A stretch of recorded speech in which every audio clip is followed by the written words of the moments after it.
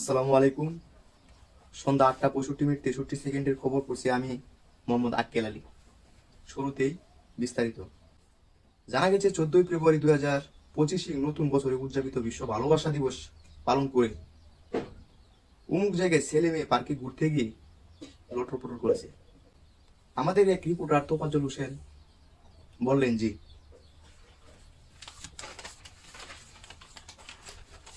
তমুক জায়গায় 2024 সালের বিশ্ব ভালোবাসা দিবসে পার্কে ঘুরতে গিয়ে আকাম করে এক ছেলে এবং মেয়ে।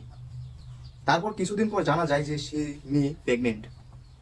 আবারও সেই 2025 সালের বিশ্ব ভালোবাসা দিবস উপলক্ষে এই একই জায়গায় এক ছেলে মেয়ে আকাম করে ফেলেছে।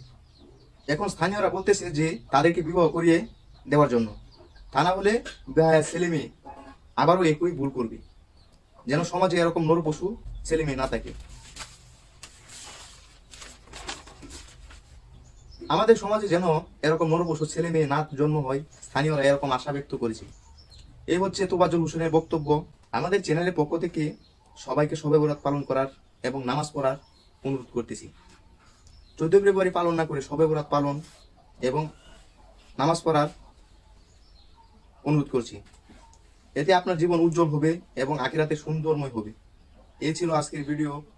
আসসালামু আলাইকুম, সবাইকে ধন্যবাদ, ভালো থাকবেন।